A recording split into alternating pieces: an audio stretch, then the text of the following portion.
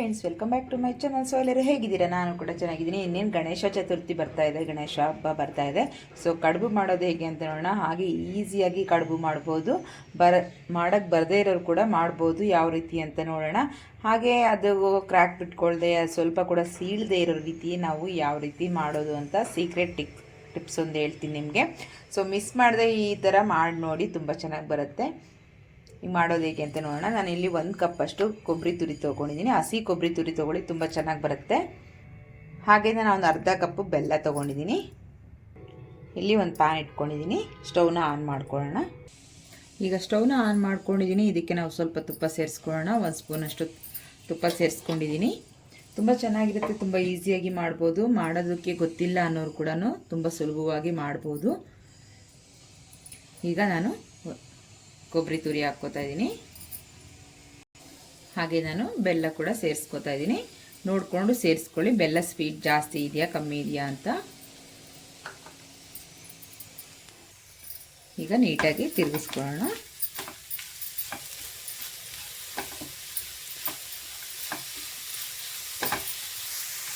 ಈಗ ಸ್ವಲ್ಪ ಏಲಕ್ಕಿ ಪೌಡರ್ ಸೇರಿಸ್ತಾ ಇದ್ದೀನಿ. ಏಲಕ್ಕಿ ಪೌಡರ್ ಸೇರಿಸೋದ್ರಿಂದ ಒಳ್ಳೆ ಘಮ ಇರುತ್ತೆ, ಹಾಗೆ ಒಳ್ಳೆ ಟೇಸ್ಟ್ ಕೂಡ ಕೊಡುತ್ತೆ. ನಮಗೆ ಸ್ವೀಟ್ ರೆಸಿಪಿಗಳಿಗೆ ಒಂದು ಒಳ್ಳೆ ಪರಿಮಳ ಕೂಡ ಇರುತ್ತೆ. ನಮಗೆ ಇಂಥ ಸ್ವೀಟ್ಗಳು ಮಾಡಿದಾಗ ಅದನ್ನು ಹಾಕ್ಕೊಂಡ್ರೆ ತುಂಬ ಚೆನ್ನಾಗಿರುತ್ತೆ.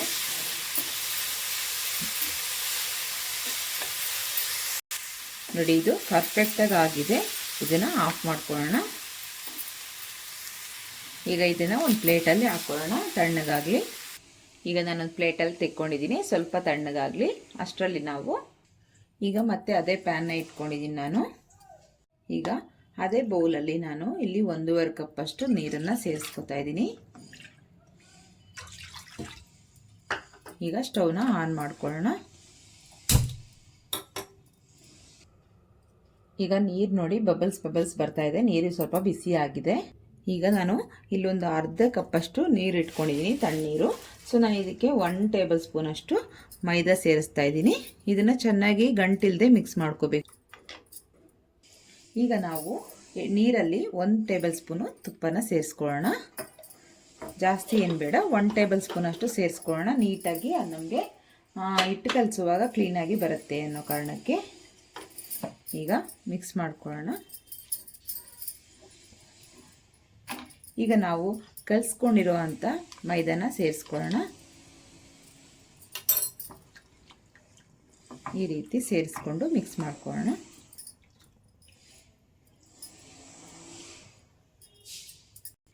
ಈಗ ಚೆನ್ನಾಗಿ ಕುದೀತಾ ಇದೆ. ಈ ಟೈಮಲ್ಲಿ 1 ಕಪ್ ನಾವು ಅಕ್ಕಿ ಹಿಟ್ಟು ಸೇರಿಸ್ಕೊಳ್ಳೋಣ. ಜಾಸ್ತಿ ಏನು ಬೇಡ. ಸೊ ನಾವು 1.5 ಕಪ್ಪಷ್ಟು ನೀರು ಸೇರಿಸ್ಕೊಂಡಿರೋದು. ಸೊ ಇವಾಗ ಸ್ವಲ್ಪ ಲೋ ಫ್ಲೇಮ್ ಇಟ್ಕೊಂಡು ನಿಧಾನಕ್ಕೆ ಕೈ ಬಿಡದೆ ತಿರುಗಿಸ್ಕೋಬೇಕು. ಗಂಟಿಲ್ದೇ ಇರೋ ರೀತಿ ಚೆನ್ನಾಗಿ ತಿರುಗಿಸ್ಕೋಬೇಕಾಗತ್ತೆ. ತುಂಬ ಹೈ ಫ್ಲೇಮ್ ಇಟ್ಕೋಬೇಡಿ, ತಳ ಹಿಡಿಯುತ್ತೆ. ಸೊ ನಿಧಾನಕ್ಕೆ ನೀಟಾಗಿ ತಿರುಗಿಸ್ಕೋಬೇಕು.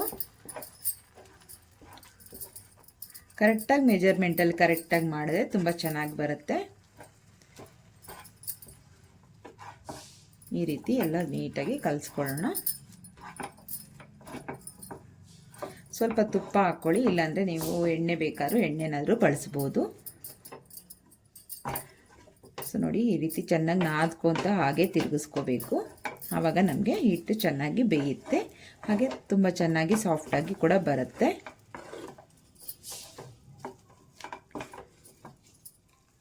ಈ ರೀತಿ ಚೆನ್ನಾಗಿ ನಾದ್ಕೋಬೇಕಾಗತ್ತೆ. ಹಾಗೆ ಫ್ರೆಂಡ್ಸ್, ನಮ್ಮ ಚಾನಲ್ನ ನೋಡಿ ಸಬ್ಸ್ಕ್ರೈಬ್ ಮಾಡದೆ ನೋಡ್ತಾ ಇದ್ದರೆ ಪ್ಲೀಸ್ ಸಬ್ಸ್ಕ್ರೈಬ್ ಮಾಡ್ಕೊಳ್ಳಿ. ಹಾಗೆ ಒಂದು ಲೈಕ್ ಮಾಡಿ, ಶೇರ್ ಮಾಡಿ, ಕಾಮೆಂಟ್ ಮಾಡಿ. ಫ್ಯಾಮಿಲಿ ಫ್ರೆಂಡ್ಸು ಕೂಡ ಶೇರ್ ಮಾಡಿ. ಲೈಕ್ ಮಾಡೋದು ಮಾತ್ರ ಮರಿಬೇಡಿ. ನೋಡಿ, ಈ ರೀತಿ ಚೆನ್ನಾಗಿ ನಾದ್ಕೊಂಡಿದ್ದೀನಿ. ಈಗ ತುಂಬ ಲೋ ಫ್ಲೇಮ್ ಇಟ್ಬಿಟ್ಟು ಇದ್ರ ಮೇಲೆ ಒಂದು ಪ್ಲೇಟ್ನ ಇಟ್ಬಿಟ್ಟು ಮುಚ್ಚಿಬಿಡೋಣ. ಜಸ್ಟ್ ಒಂದು 2 ಮಿನಿಟ್ಸು. ಈಗ ನಾನು ಪ್ಲೇಟ್ನ ಕ್ಲೋಸ್ ಮಾಡಿ 1-2 ನಿಮಿಷ ಬಿಡ್ತೀನಿ. ಫುಲ್ಲು ಲೋ ಫ್ಲೇಮ್ ಮಾಡ್ಕೊಳ್ಳಿ.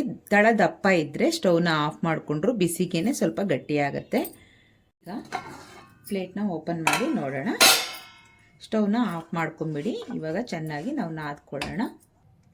ನಿಮ್ಗೆ ಹಾಗೆ ಸ್ಟೀಮರ್ ಇಲ್ಲ, ನಮಗೆ ಸ್ಟೀಮ್ ಮಾಡೋಕ್ಕಾಗೋ ಇರಲ್ಲ ಅಂದರೆ, ಸೊ ಈ ರೀತಿ ಒಂದು ಕುಕ್ಕರಲ್ಲಿ ನೀರನ್ನು ಹಾಕಿ ಅದ್ರ ಮೇಲೆ ನಾವು ಒಂದು ಪ್ಲೇಟ್ನ ಯೂಸ್ ಮಾಡಿ ಬಳಸ್ಬೋದು. ಇಲ್ಲ ಅಂದರೆ ನಿಮ್ಮ ಹತ್ರ ಸೊಪ್ಪು ಸೋಸೋದಿರುತ್ತಲ್ವ, ಸೊ ಅದರಲ್ಲೂ ಕೂಡ ಮಾಡ್ಕೋಬೋದು.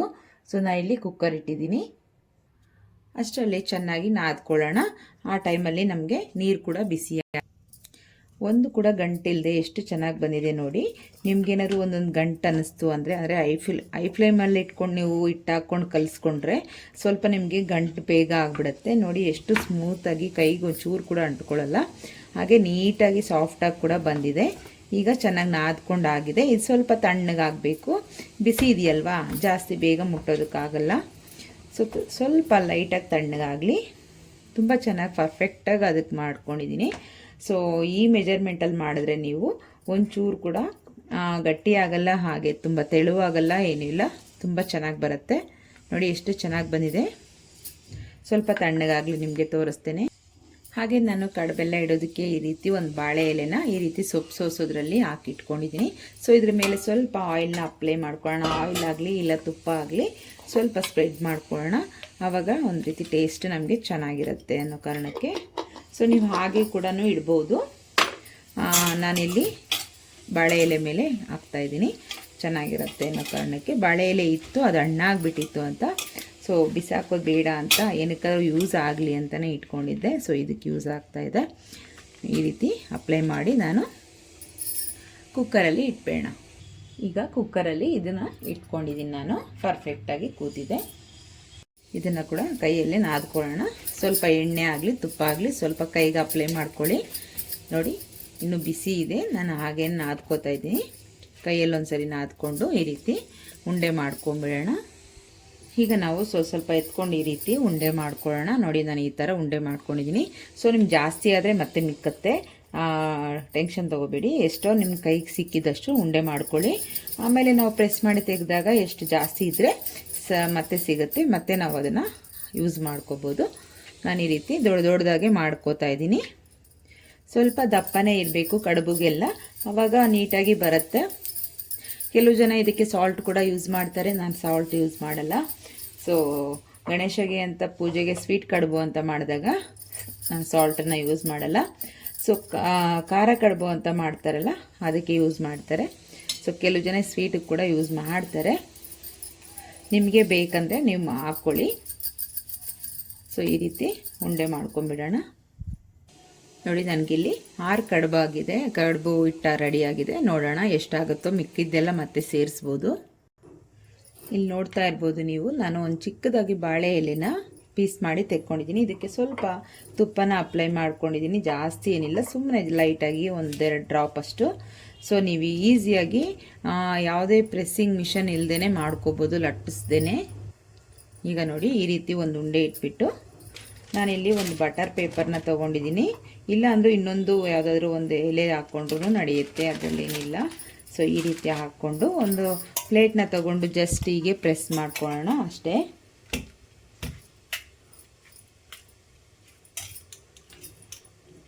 ಸೊ ಈ ಥರ ಪ್ರೆಸ್ ಮಾಡ್ಕೊಂಬಿಡೋಣ.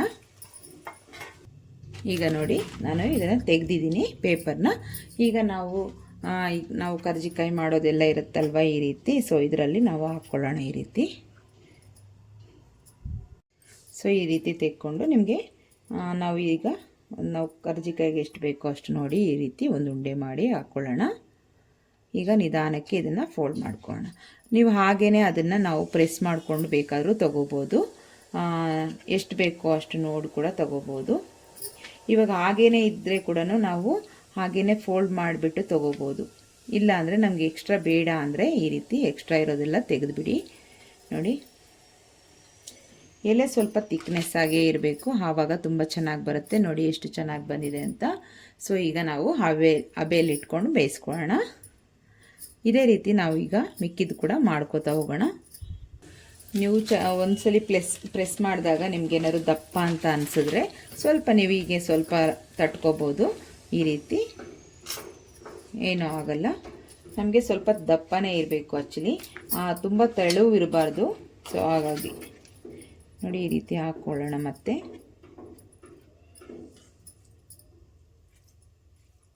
ಈ ರೀತಿ ಇಟ್ಕೊಳ್ಳೋಣ.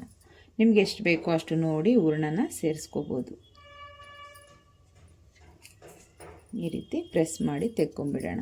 ನೀವು ಇಲ್ಲಾಂದರೆ ಎಲೆ ಹಾಗೇ ಫೋಲ್ಡ್ ಮಾಡ್ಕೋಬೋದು. ಎಷ್ಟು ಲಟ್ಸಿರ್ತೀರೋ ಅಷ್ಟನ್ನೇ ನೀವು ಮಾಡ್ಕೋಬೋದು, ಹಾಗೂ ಕೂಡ ಚೆನ್ನಾಗೇ ಇರುತ್ತೆ. ಇದನ್ನ ಸ್ವಲ್ಪ ಡಿಸೈನ್ ಆಗಿರುತ್ತೆ ಅನ್ನೋ ಕಾರಣಕ್ಕೆ ನಾನು ಈ ರೀತಿ ಮಾಡ್ಕೋತಾ ಇದ್ದೀನಿ ಅಷ್ಟೇ. ನೋಡಿ ಹೀಗೆ ಮಾಡ್ಕೊಳ್ಳೋಣ. ಸೊ ಈಗ ಒಂದೊಂದನ್ನೇ ಸೇರಿ ಇಟ್ಕೊಳ್ಳೋಣ ನಾವು ಹಬೆಯಲ್ಲಿ ಬೇಯೋದಕ್ಕೆ ಅಂತ. ಒಂದು 5 ನಿಮಿಷ ಬೇಯಿಸ್ಕೊಂಡ್ರೆ ಸಾಕು. ಜಾಸ್ತಿ ಹೊತ್ತು ಬೇಯಿಸ್ಕೊಳ್ಳೋಕೆ ಹೋಗಬೇಡಿ, ತುಂಬ ಹೊತ್ತು ಬೇಯಿಸಿದಷ್ಟು ಬೇಗ ಇದಾಗ್ಬಿಡುತ್ತೆ ಆಮೇಲೆ. ಸೊ ನಾವು ಒಂದು 5 ನಿಮಿಷ ಬೇಯಿಸ್ಕೊಂಡ್ರೆ ಸಾಕಾಗುತ್ತೆ ಸ್ಟೀಮಲ್ಲಿ. ಈ ರೀತಿ ಇಟ್ಕೊಂಡು ಒಂದು ಪ್ಲೇಟ್ನ ಮುಚ್ಚಿಬಿಡೋಣ. ನಾನು ಇಲ್ಲಿ ಪ್ಲೇಟ್ನ ಕ್ಲೋಸ್ ಮಾಡಿದ್ದೀನಿ. ಈಗ ಒಂದು 5 ನಿಮಿಷ ಬಿಟ್ಟು ನೋಡೋಣ. ಈಗ ಆಗಿದೆ, ಸ್ಟವ್ನ ಆಫ್ ಮಾಡ್ಕೊಳ್ಳೋಣ. ಒಂದು 2 ನಿಮಿಷ ಬಿಟ್ಟು ತೆಕ್ಕೊಳ್ಳೋಣ. ಈಗ ಪ್ಲೇಟಲ್ಲಿ ತೆಕ್ಕೊಂಬಿಡೋಣ. ನೋಡಿ ಎಷ್ಟು ಚೆನ್ನಾಗಿ ಬಂದಿದೆ ಅಂತ. ಹಾಗೆ ನಿಮಗೆ ಇನ್ನೊಂದು ಟಿಪ್ಸ್ ಕೂಡ ಹೇಳ್ತೀನಿ. ಹೇಗೆ ಅಂದರೆ, ನಾವು ಹಿಟ್ಟು ಕಲಸಿ ಉಂಡೆ ಮಾಡ್ಕೊಂಡ್ಮೇಲೆ ಮತ್ತೆ ಮತ್ತೆ ನಾವು ತೆಕ್ಕೊಂಡು ಮಾಡ್ತಾ ಇರ್ತೀವಲ್ಲ, ಆಗ ಓಪನಲ್ಲೇ ಇಟ್ಟರೆ ಏನಾಗ್ಬಿಡುತ್ತೆ, ಅದು ಸ್ವಲ್ಪ ಡ್ರೈ ಆಗುತ್ತೆ. ಆವಾಗ ನಾವು ಪ್ರೆಸ್ ಮಾಡಿ ಲಟ್ಟಿಸ್ಕೊಳ್ಳುವಾಗ ಉಂಡೆ ಏನಾಗ್ಬಿಡುತ್ತೆ ಅಂದರೆ, ನಾವು ಗಟ್ಟಿಯಾಗಿರುತ್ತಲ್ವ ಹಿಟ್ಟು, ನಾವು ಹಬೆಯಲ್ಲಿ ಬೇಯಿಸಿದಾಗ ಓಪನ್ ಆಗೋ ಸಾಧ್ಯತೆ ಇರುತ್ತೆ. ಸೊ ಗಾಳಿ ಹೋಗದೇ ಇರೋ ಥರ ಕಲಸಿದ ಮೇಲೆ ಕ್ಲೋಸ್ ಮಾಡಿ ಇಟ್ಕೊಳ್ಳಿ. ನಾನು ಲಾಸ್ಟಲ್ಲಿ ಒಂದು ಉಂಡೆ ಮಾಡಿದೆ, ಸೊ ಅದು ಸ್ವಲ್ಪ ಒಡ್ಕೊಂಡಿದೆ, ಆ ಕಾರಣಕ್ಕೆ ನಿಮ್ಗೆ ಹೇಳ್ತಾ ಇದ್ದೀನಿ. ಲಾಸ್ಟಲ್ಲಿ ತುಂಬ ಎಲ್ಲ ಆದಮೇಲೆ ಮಿಕ್ಕಿದ್ದೆಲ್ಲ ಸೇರಿಸಿ ಒಂದು ಮಾಡಿದೆ, ಸೊ ಅದು ಒಡೆದೋಗಿದೆ, ನೋಡ್ತಾ ಇರ್ಬೋದು. ಸೊ ಆ ಕಾರಣಕ್ಕೆ ನಿಮ್ಗೆ ಹೇಳ್ತಾ ಇದ್ದೀನಿ. ಎಲ್ಲ ಮಿಕ್ಕಿದ್ದೆಲ್ಲ ಒಂದು ಉಂಡೆ ಮಾಡಿದೆ, ಅದು ಫುಲ್ ತಣ್ಣಗಾಗ್ಬಿಟ್ಟಿತ್ತಲ್ವ, ಆ ಕಾರಣಕ್ಕೆ ಒಡೆದೋಗಿದೆ. ಸೊ ಅದಕ್ಕೆ ಹೇಳ್ತಾ ಇದ್ದೀನಿ, ಪ್ಲೇಟ್ನ ಕ್ಲೋಸ್ ಮಾಡಿ ಇಟ್ಕೊಂಡು ನೀವು ಒಂದೊಂದು ಉಂಡೆನೇ ತೆಕ್ಕೊಂಡು ಮಾಡ್ಕೊಳ್ಳಿ. ನೋಡ್ತಾ ಇರ್ಬೋದು, ಇವಾಗ ರೆಡಿ ಆಯಿತು ಕಡುಬು. ಹೇಗೆ ಮಾಡೋದು ಅಂತ ನೋಡಿದ್ರಲ್ಲ. ಹಾಗೆ ನಾವು ಉಂಡೆಗಳನ್ನ ಅಕ್ಕಿ ಇಟ್ಟು ಉಂಡೆ ಮಾಡುವಾಗ, ಹಾಗೆ ನಾವು ಹೂರ್ಣ ಕೂಡ ಕೈಯಲ್ಲಿ ಎತ್ಕೊಂಡು ಮಾಡುವಾಗ ನಮ್ಮ ಕೈಗಳಿಗೆ ಮತ್ತು ಹೂರ್ಣ ಎಲ್ಲ ಅಂಟ್ಕೊಂಡಿರುತ್ತೆ, ಅದು ಇದಕ್ಕೆಲ್ಲ ಅಂಟ್ಕೊಂಡ್ಬಿಡುತ್ತೆ. ನಾವು ಮಾಡುವಾಗ ಫಸ್ಟೇ ನಾವು ಅದನ್ನು ಹೂರ್ಣನ ಒಂದು ಸರಿ ಸಪ್ರೇಟಾಗಿ ಉಂಡೆ ಮಾಡಿ ಸಪ್ರೇಟಾಗಿ ಇಟ್ಕೊಂಡು ಆಮೇಲೆ ಅಕ್ಕಿ ಹಿಟ್ಟನ್ನು ಉಂಡೆ ಮಾಡಿ ಇಟ್ಕೊಳ್ಳಿ. ಆವಾಗ ಈ ಥರ ಕಲರ್ನ ಒಂದಕ್ಕೊಂದು ಇದಾಗಲ್ಲ. ಇಲ್ಲಾಂದರೆ ನಾವು ಅದೇ ಕೈಯಲ್ಲಿ ನಾವು ಹೂರ್ಣನೂ ಎತ್ಕೊಂಡು ಹಾಗೆ ಉಂಡೆನೂ ಮಾಡಿಕೊಂಡು ಅದನ್ನೇ ಮಾಡ್ತಾಯಿದ್ರೆ ನೋಡಿ ಈ ಥರ ಸ್ವಲ್ಪ ಕಲರು ಬೆಲ್ಲದ ಕಲರು ಅಂಟ್ಕೊಳ್ಳುತ್ತೆ. ಸೊ ನಿಮಗೆಲ್ಲ ಈ ವಿಡಿಯೋ ಇಷ್ಟ ಆಗಿದೆ ಅನ್ಕೋತೀನಿ. Thank you for watching. ಮತ್ತೆ ಸಿಗೋಣ ನೆಕ್ಸ್ಟ್ ವಿಡಿಯೋದಲ್ಲಿ. ಅಲ್ಲಿವರೆಗೂ ಟೇಕ್ ಕೇರ್, ಬಾಯ್ ಬಾಯ್. ನೋಡ್ತಾ ಇರ್ಬೋದು ಎಷ್ಟು ಚೆನ್ನಾಗಾಗಿದೆ ಅಂತ.